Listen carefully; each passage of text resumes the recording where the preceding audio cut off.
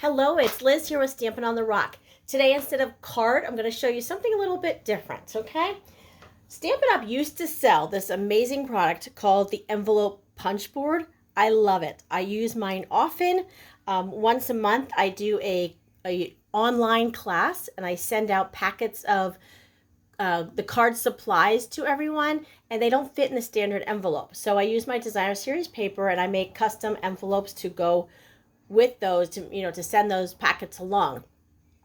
So I love my envelope punch board. We do not sell this anymore, and it's such a bummer because, like I said, I use mine often. But I just learned a way. This came up over the weekend. We had a retreat, and some of the ladies saw this and they loved it, and some of them wanted to purchase it, and I was like, ugh, we don't sell them anymore, and it's a bummer we don't have them available. There are other places on the market that you can find them, just putting that out there. But I came across a way that you can skip this altogether. So let me share that with you.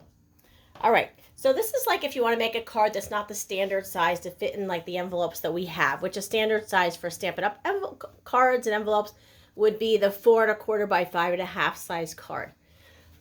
So I just cut this piece of cards like it's not a full card, but pretend this is your card. So this is a 5 by 7. Just say, you want everyone in the office to sign a card. So you need something a little bit bigger. So you're going to make a 5 by 7 card. So this one's 5 by 7, but this will work for any size card. If you want to make a little card that's a 3 by 4, this will work for it. So whatever the size of your card is, like I said, imagine this is the size of your card. Take your card, lay it down, grab a ruler, and go from corner to corner the way you would measure a TV screen. Okay, corner to corner. And I'm going to lay this down. And it comes to 8 5/8. So 8 5/8 is the measurement from here to here. I want to add 1 inch. Okay, I'm going to add 1 inch to that. So 8 5/8, just know that. So if you have a little 3 by 4 piece, you're going to measure corner to corner, the opposite corner. Okay, so just know 8 5/8. Hang on to that. Now I'm going to grab a piece of Designer Series paper. Doesn't really matter which paper. I've just grabbed a piece here that I had. I want to add 1 inch. So that would be 9 5/8. So I'm going to pull in my paper trimmer. This is in our catalog. Love it. Pull out the arm. So I want 9 5/8. Where is the 5/8 mark? I get asked that on a regular basis. So we're going to go up here to the 9. Go to 9 1/2. 2 more lines is your 5/8. Okay, so I'm going to go to 9 to 9 1/2 because there's 16th inch markings on here. So you want to go to the 2 more lines from there, and that's your 5/8. So 9 5/8, and that's where I'm going to cut. And I want to do a 9 5/8 inch square. So I'm going to do that again. Go to your half mark and go 2 lines up, and that's your 5/8. Again, if you're using another trimmer, that might be different depending on what markings are on yours. But I'm doing a 9 5/8 inch square. Okay, so again, just know any size card you have, you're going to measure from corner to corner and then add 1 inch. And that's the size square you're going to end up using. So this is my square. Okay, decide what side you want to do it. I'm going to have this be the outside. So I'm going to turn it this way and take my card.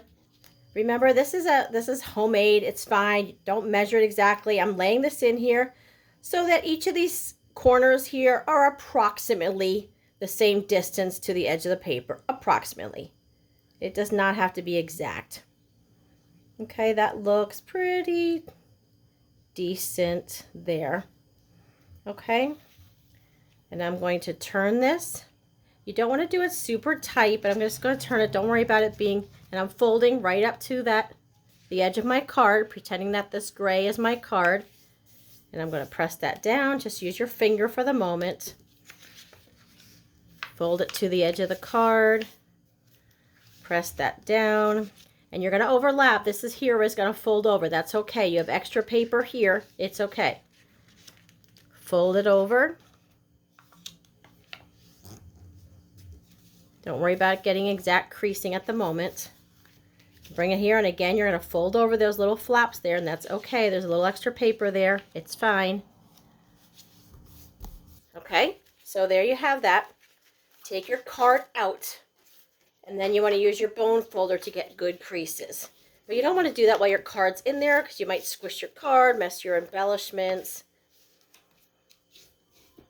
Okay, so once it's out, then we're going to use a bone folder and press down. Open it back up, and on the corners, you have these little triangles right here. You're going to cut those out. You can just go straight and just snip right in and right in straight. I'm going to round them just slightly.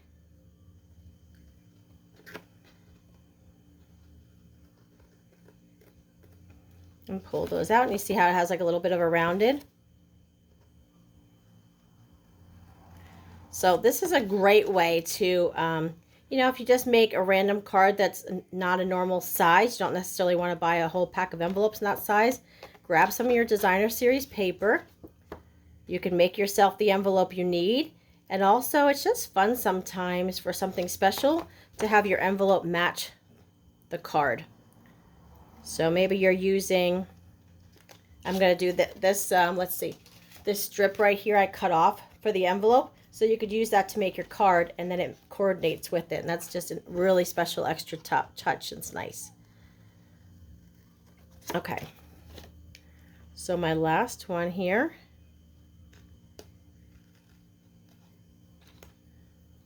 Okay. So there we have it. There's my envelope.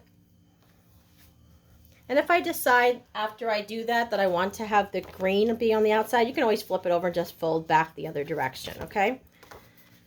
So I'm going to fold in my side flaps. We're going to grab some of the tear and tape adhesive because you want something strong so it stays together through the mail.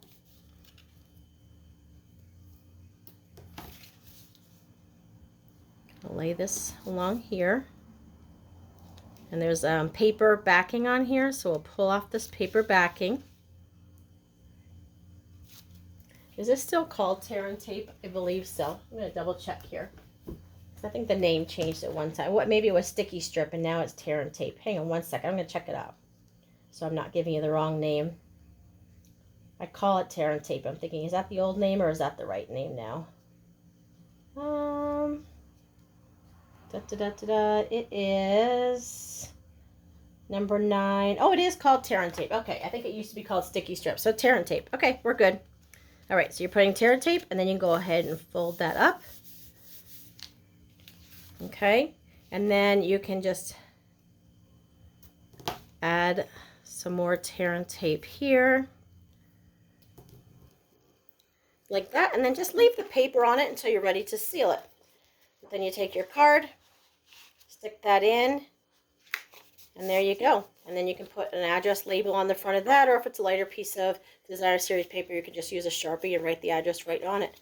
But there you go. You can make your own envelope pretty quickly using a simple ruler. I don't know where I got somewhere along the way. Mailham Chrysler Plymouth, you're welcome for the advertising. And then this is just our paper trimmer. Super useful and helpful paper trimmer to have. So that's it. I hope that's helpful to you. So go make some coordinating envelopes in whatever size you need. That's it. Talk to you later. Thanks so much. Share this below. I know this is helpful to somebody out there. Let me know. Bye-bye.